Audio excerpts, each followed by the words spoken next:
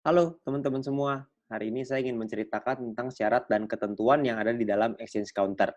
Ya, buat Anda yang mungkin belum mengerti bagaimana caranya melakukan transaksi di dalam exchange counter, bisa nanti minta ya ke para pengundang Anda supaya bisa dapat link tentang video tutorial bagaimana caranya melakukan transaksi di dalam exchange counter. Oke, nah perlu diingat bahwa ada tiga pihak di dalam exchange counter ini. Ada penjual, orang yang ngejual VP. Ada pembeli, orang yang ngebeli VP. Ada perusahaan, perusahaan ini sifatnya membeli VP dan juga menjadi penengah antara penjual dan pembeli. Oke, nah waktu operasi dari exchange counter ini kira-kira jam 10 pagi sampai jam 10 malam. Jadi tidak lebih ya. Jadi kalau lebih dari jam 10 malam udah tutup, kurang dari jam 10 pagi masih belum buka. Jadi Anda perlu ingat bahwa operasinya jam 10 pagi sampai jam 10 malam aja. Oke. Nah, kalau misalkan dalam kondisi tutup, maka kita sebagai penjual tidak bisa melakukan penjualan VIP, sebagai pembeli pun kita nggak bisa melakukan pembelian VIP. Perusahaan juga tidak bisa melakukan pembelian VIP dan tidak bisa menengahi kedua belah pihak. Oke. Jadi ketika lagi tutup, semuanya tutup, nggak bisa ngapa-ngapain. Oke, tidak bisa melakukan transaksi di dalam exchange counter ini. Oke. Nah, bagaimana caranya kita melakukan transaksi? Yang pertama adalah proses transaksi jual ke perusahaan. Perusahaan ini sifatnya hanya bisa membeli, tidak bisa menjual. Karena kan perusahaan tidak menjual poin ya. Perusahaan hanya bisa membeli poin aja dari kita, membeli VIP dari kita. Oke. Nah, misalkan contoh, ini perusahaan. Ya, perusahaan akan meletakkan namanya order pembelian. Order pembeliannya misalkan ada A 5 VP, B 10 VP, C 5 VP, dan D 20 VP, misalkan.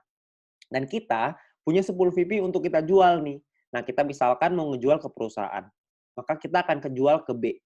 Ketika kita menjual ke B, maka statusnya dari tertunda akan berubah menjadi status proses. Ketika menjadi status proses, maka perusahaan akan melakukan transfer ke kita. Ketika melakukan transfer ke kita sebagai penjual, kita akan diminta untuk melakukan konfirmasi. Setelah kita melakukan konfirmasi, maka secara otomatis penjual akan mengembalikan VP-nya ke perusahaan atau VP diambil lah ya sama perusahaan. Perlu diingat bahwa perusahaan akan mengalokasi dana dari profitnya sebesar 50% maksimal dari keuntungan perusahaan yang akan dikembalikan lagi ke member. Jadi order pembelian ini akan disesuaikan dengan profit perusahaan. Oke. Nah, ada lagi proses kedua yaitu proses jual beli antara member ya. Kenapa harus ada jual beli sih antara member? Karena sederhana sekali, gampang gitu ya. Karena banyak banget member yang pengen beli VIP, gampangnya gitu. Banyak banget member pengen beli VIP untuk apa? Supaya mereka bisa membeli paket yang lebih tinggi, supaya mereka bisa menikmati keuntungan yang lebih tinggi. Tapi Anda nggak usah khawatir, karena beli ini tidak bersifat wajib ya, tidak bukan keharusan, tapi opsional. Kalau Anda mau, monggo, silahkan. Kalau Anda nggak mau, juga nggak apa-apa. Oke, prosesnya kurang lebih seperti ini. Anda sebagai pembeli, Anda akan meletakkan order pembelian. Misalkan si A akan taruh 5 VP, si B taruh 10 VP, si C taruh 5 VP, si D taruh 20 VP. Dan Anda sama nih, Anda cuma punya 10 VP. Anda misalkan milih si B. Oke, Anda klik si B, maka sama juga prosesnya, statusnya ya, dari tertunda akan berubah menjadi proses. Ketika berubah menjadi proses, maka pembeli akan dikasih waktu 3 jam untuk melakukan transfer ke penjual. Kalau dalam 3 jam ini tidak dilakukan transfer, maka pembelian tersebut batal. Kalau pembelian tersebut batal, maka si pembeli harus melakukan order pembelian ulang supaya VP-nya dia bisa supaya dia bisa beli VP ke penjual ya. Nah, ketika misalkan kita bicara kalau jalan aja deh, kalau kalau semua prosesnya jalan. Kalau jalan, maka si pembeli akan dikasih satu list nih, ada penjualnya siapa, VP-nya berapa, jumlahnya berapa, nama rekeningnya berapa, nomor rekeningnya berapa. Jadi di sini akan ada list-nya, ada datanya nanti. Nah, perlu diingat Anda sebagai pembeli, Anda harus pastiin nomor rekening dan nama rekeningnya sama antara di exchange counter dengan di bank. Jangan sampai berbeda. Kalau misalkan beda, nanti salah transfer repot, nggak bisa diapa-apain. Ya, jadi Anda perlu pastiin dulu nomor rekening sama nama rekening sama. Kalau sudah sama, baru ditransfer. Kalau nggak sama, Anda bisa chat ke penjual, sorry. Anda bisa pastiin dulu tuh, nomor rekeningnya bener nggak nih? Si penjual masukin nomor rekeningnya udah bener atau belum? Kalau misalkan salah, jangan ditransfer. Ingat ya, jangan ditransfer. Oke? Nah, kalau misalkan sudah benar, Anda melakukan transfer misalkan, maka si pembeli melakukan transfer, setelah melakukan transfer, maka di dalam sistem akan meminta untuk Anda mengunggah bukti transfer. Ya. Setelah Anda mengunggah bukti transfer, maka si penjual akan diminta untuk melakukan konfirmasi. Kalau si penjual melakukan konfirmasi, maka secara otomatis penjual akan mengirimkan VP-nya ke si pembeli. Sederhana sekali. Oke, tapi kita sama-sama tahu dalam proses seperti ini transfernya kadang-kadang bermasalah. Nah, kalau misalkan transfernya bermasalah gimana? Transfer masalahnya itu maksudnya apa sih? Maksudnya gini loh. Ada orang misalkan salah transfer, jumlahnya salah. Ada juga yang mungkin bukti transfernya palsu. Ada juga mungkin yang transfernya kelebihan, nggak mungkin lah ya kalau kelebihan.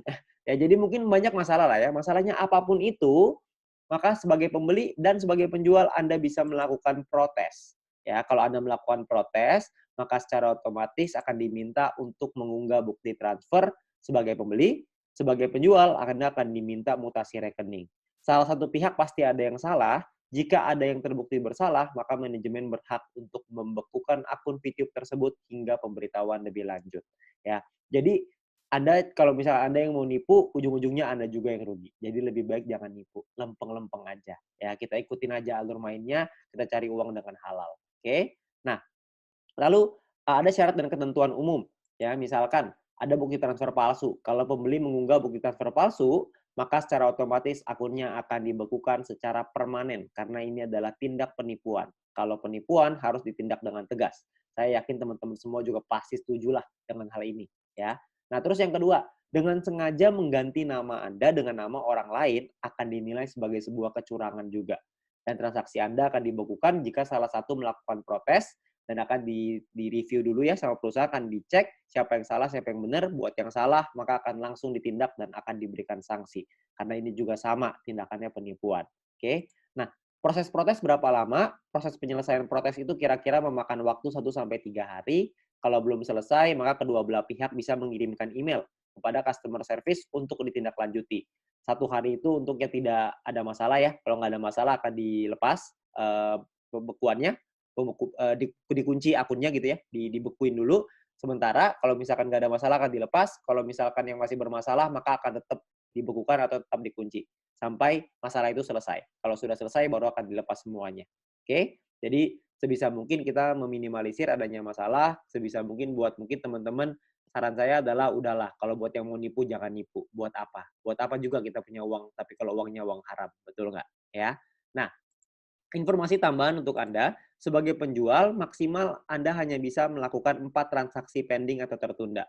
Jadi Anda hanya bisa melakukan penjualan VP ke 4 transaksi berbeda. 4 transaksi. Kalau transaksinya masih belum selesai, maka belum bisa jadi yang kelima. Ya, hanya bisa selesaiin dulu salah satu, Anda baru bisa buka satu lagi. Anda baru bisa jual ke satu lagi. Ya, jadi jika salah satu sudah selesai, Anda bisa menambah satu transaksi lagi. Intinya maksimal 4 transaksi yang masih dalam berjalan dalam satu waktu yang bersamaan. Penjual juga hanya bisa melakukan penjualan VP maksimal 2.000 VP per hari. Oke, itu maksimal. Ya. Nah, dan pembeli maksimal hanya bisa memasukkan 10 order pembelian dalam satu hari. Nominal minimalnya adalah 5 VP, nominal maksimalnya adalah 300 VP. Oke. Nah, perlu Anda ingat kalau misalkan exchange counter sudah tutup dan masih ada transaksi yang masih proses, maka transaksi akan dilanjutkan besok. Misalkan contoh, kalau misalkan Anda melakukan transfer misalkan jam 9.30 malam, ya Anda mengunggah bukti transfer nih 9.30 malam. Sayangnya si penjual lupa, nggak ngeliat-ngeliat lagi. Pasar keburu tutup. Ya, terus gimana dong? Uangnya udah ditransfer nih, nanti saya rugi dong apa segala macam. Tenang aja, Anda nggak bakal rugi karena pembelian Anda, proses pembelian Anda itu masih dalam proses. Jadi bisa dilanjutin besok. Ketika pasarnya sudah buka lagi, penjual melakukan konfirmasi, VP juga akan transfer ke Anda secara otomatis. Oke? Jadi Anda nggak usah khawatir, ini semuanya aman. Ya, jadi Anda nggak langsung hilang tiba-tiba gitu order pembeliannya. Nggak. Jadi ordernya tetap ada.